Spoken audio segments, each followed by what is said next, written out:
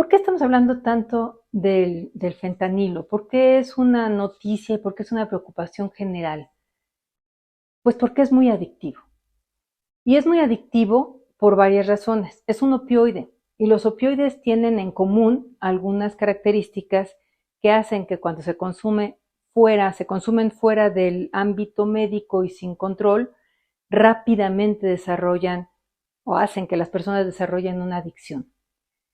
¿Por qué? Bueno, por varias razones. La primera es que estimulan un sistema de recompensa del que ya hemos hablado en otras cápsulas, que es fundamental para la supervivencia humana.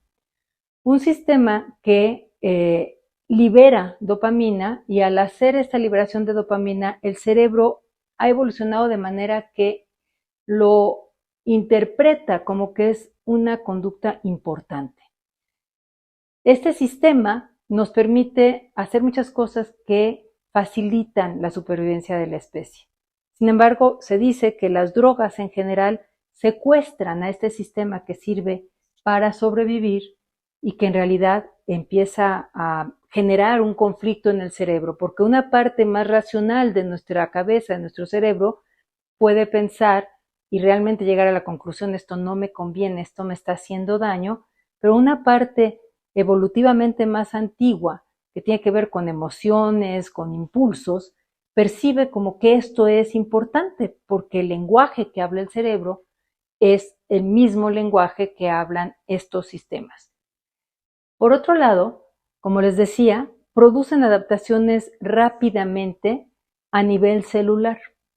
Las células se inhiben cuando está la presencia de un opioide y en respuesta a que esté presente de manera repetida, hacen adaptaciones con muchas moléculas dentro de esa célula, de manera que contrarresten la inhibición que se está viviendo, porque no pueden estar inhibidas, son prácticamente nuestras neuronas las que conducen todos nuestros impulsos dolorosos, las que controlan muchas de nuestras funciones automáticas.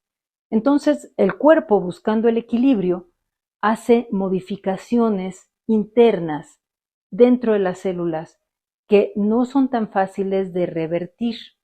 Por eso, cuando la sustancia se retira, el síndrome de abstinencia es sumamente intenso. Y casi siempre, también ya lo hemos platicado en otras cápsulas, el síndrome de abstinencia tiene las características opuestas de tener a la sustancia presente. En este caso, las personas que desarrollan una dependencia a los opioides realmente tienen adaptaciones importantes y un gran temor de vivir esa abstinencia tan desagradable que alcanza su máximo en aproximadamente 72 horas, pero que puede durar una semana y después de todas maneras se sienten muy mal por otras razones, pues emocionales, el deseo de seguir consumiendo, el cansancio, el vómito, la diarrea, los cambios en la presión arterial y muchas cosas más. Pero además, en el caso particular del fentanilo, el fentanilo les decía que es sumamente rápido en producir sus efectos y además sus efectos duran menos. Como es muy rápido para producirlos, la asociación entre la conducta del individuo y cómo se siente es inmediata y eso favorece el aprendizaje. Y por otro lado, como los efectos duran menos, es más fácil regresar a utilizar otra vez la sustancia. Desafortunadamente, el fentanilo es altamente letal y esto está dado por su potencia. Con mucha frecuencia, potencia se dice que es muy fuerte y en realidad es que necesita, sí es muy fuerte, pero en realidad es que necesita con muy poco volumen, una cantidad muy pequeña para producir los efectos propios de esa sustancia. Y esto hace que tenga muchas características, tanto desde el punto de vista farmacológico, médico, patológico, digamos, como desde el punto de vista social. Hablando nada más de esta potencia que permite que fácilmente se pase de la dosis que tiene efectos deseables a la que tiene efectos indeseables, que fácilmente permite que se llegue a la depresión del centro respiratorio y las personas mueran por paro respiratorio, estamos hablando de que 1 kilogramo de fentanilo puro es suficiente para medio millón de dosis mortales. La muerte además ocurre muy rápidamente, en segundos, en cuestión de 1 minuto, una cosa por el estilo, se puede alcanzar esa depresión respiratoria, lo cual hace más difícil intervenir para salvar la vida. Y para tener una idea de cómo este problema puede escalar, en el país donde ha habido un problema más severo y que lleva más tiempo de la crisis de los opioides, que es en los Estados Unidos, en 2017 se contabilizaron 30,000 muertes por sobredosis de opioides y nada más el año pasado, entre mediados de 2021 y 2022, fueron 105,000 muertes. Estamos hablando que las cifras actuales son de una muerte por sobredosis de opioides generalmente contaminados con fentanilo, que desde luego también es un opioide, cada 5 minutos. Y cuando hablamos de fentanilo, no estamos hablando de una sola sustancia. Esa parte me gustaría que fuera más o menos clara. Estamos hablando de fentanilos. ¿Por qué? Porque en realidad pasa lo mismo cuando hay pues personas deseosas de hacer un gran negocio a costa de la salud y de la vida de las personas, toman como patrón, como sustancia base al fentanilo y le van haciendo diferentes modificaciones. Entonces tenemos, en realidad, se han sintetizado cientos de análogos del fentanilo y en términos generales se le dice así, fentanilos. Hay uno que me gustaría comentarles porque se ha detectado de manera repetida en algunos casos de muerte por sobredosis y en varios países del mundo, y es el carfentanilo. Carfentanilo es 100 veces más potente que el fentanilo, pero si ya lo comparamos con la sustancia prototipo, que es la morfina, estamos hablando de 10,000 veces más potente que la morfina. Y eso desde luego hace mucho más difícil el control de dosis, incluso si lo quisiéramos utilizar médicamente. Ya el fentanilo se tienen preparaciones para que las dosis sean bajas. Estamos hablando de microgramos, no de miligramos, o sea, de la millonésima parte de 1 gramo. Ahora cuando se tiene el carfentanilo, pues la potencia es mucho mayor y esto genera más accidentes. Podríamos pensar que el problema de los opioides y del fentanilo se restringe a aquellos usuarios de heroína que empiezan a utilizar heroína mezclada con fentanilo. Y en realidad no es así. Todas las personas que estén consumiendo o que consuman ahora drogas, sustancias por tener estos efectos psicoactivos, pueden estar en riesgo de sobredosis. ¿Por qué? Pues porque si ustedes recuerdan, hace poco, a principios de 2022, en la Argentina se contó de un caso de intoxicación grande, más de 80 personas llegaron al hospital diciendo haber consumido cocaína. Y de esas 80 y tantas personas, 23 murieron y al hacer el análisis toxicológico encontraron que habían consumido cocaína efectivamente, pero era cocaína adulterada con carfentanilo. El usuario, los usuarios, las personas que habían estado con ellos, los que llegaron al hospital y los que estaban en condiciones de decir qué había pasado, decían consumimos cocaína y los médicos creían que habían consumido cocaína y empezaban a morir por una sobredosis de fentanilo, de carfentanilo, y con este problema de dejar de respirar.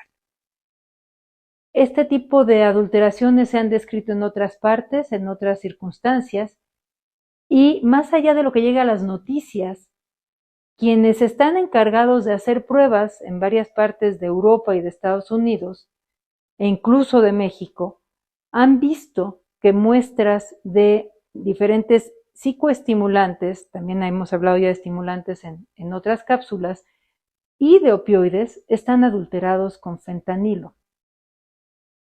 Debería ser un asunto de la más alta prioridad, incluso en países en donde no se ha presentado una crisis de los opioides como la que se ha presentado en Estados Unidos, porque vender fentanilo es un gran negocio.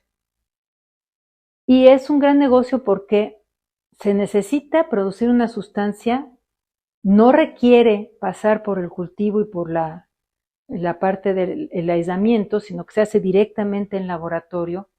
No está sujeto entonces a temporadas de cultivo, sino que se puede hacer todo el año con facilidad, con relativa facilidad, con un margen de ganancia enorme, y es tan potente que la cantidad de sustancia que se tiene pues es 100 veces menor que si se tuviera, por ejemplo, morfina.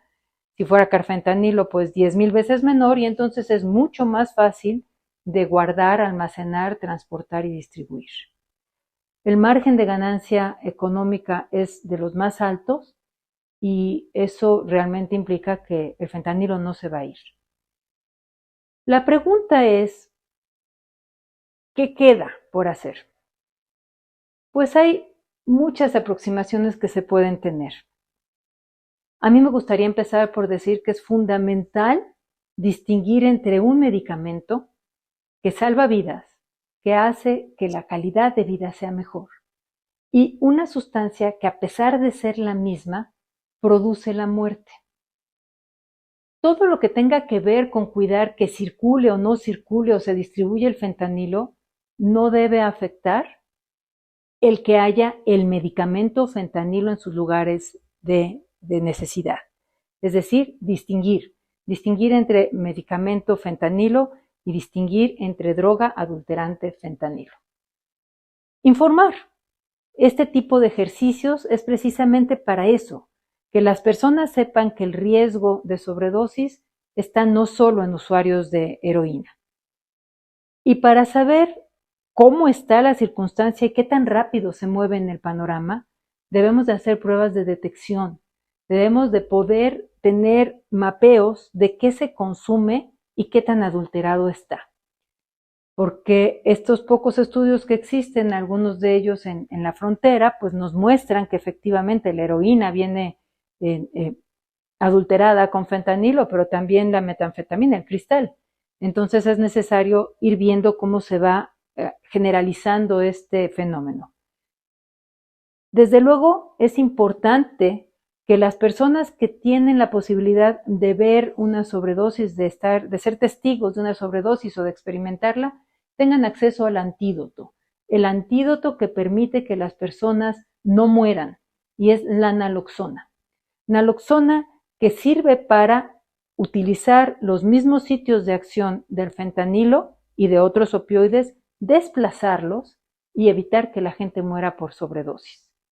Desafortunadamente, en México la naloxona está controlada y se requiere una receta para poder conseguirlo, y se tienen que hacer todos los esfuerzos necesarios para que esto no sea así y la naloxona esté disponible en todos los lugares que se requiera. También es importante tener la aproximación de lo que se llaman las leyes del buen samaritano, que es decir, que si una persona ve a otra en una sobredosis, no lo abandone por miedo a que lo culpen o que tenga una consecuencia legal, sino que pueda tratar de ayudarlo. Mientras la aproximación sea que quien consume con él probablemente sea cómplice, lo más probable es que quien esté consumiendo y tenga una sobredosis, pueda quedarse solo. También, si las personas consumen, es muy importante que no lo hagan solos porque pueden morir. Proveer tratamiento del más avanzado es el que llamamos tratamiento asistido por medicamento a las personas que ya consumen opioides, para tratar que dejen de hacerlo. Y para eso entonces necesitamos no solo la naloxona como el antídoto, sino la metadona como el tratamiento para las personas que consumen opioides. Es fundamental que cambiemos una realidad realmente cruel, que la heroína y el fentanilo estén distribuyéndose incluso en algunas farmacias de centros turísticos, estén en la calle y no tengamos naloxona y metadona. Esta es la situación que tenemos que cambiar, y creo que estamos a tiempo. Sigan con nosotros aquí en Cerebro y Adicciones.